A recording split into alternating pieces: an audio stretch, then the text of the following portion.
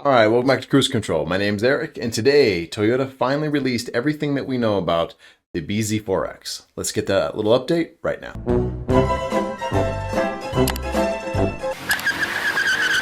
All right, so this is going to be a little short video. This is just going to give you exclusive information that we found out from today from Toyota, and they said it will start at $37,000. In America, it does come with a 64 kilowatt hour battery for the front wheel drive. They say 250 miles of range, so good.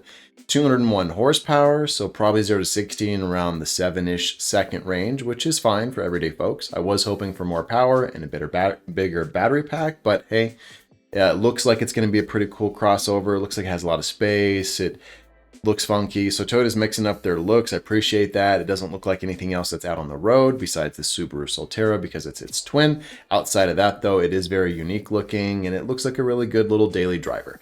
The bigger battery pack is 2 kilowatt hours bigger, so 66 kilowatt hour battery pack in the all-wheel drive, 215 horsepower, no range estimate.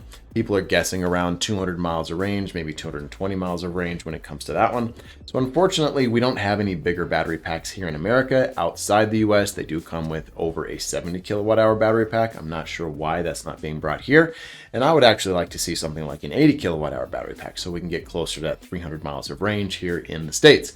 So what do you guys think? Is this going to be on your shopping list? These are the competitors that it's going up against. So obviously the Subaru Solterra because it's its twin, but later today or tomorrow, we're going to find out the specs on the Subaru Solterra. I expect them to be very similar, if not actually duplicated.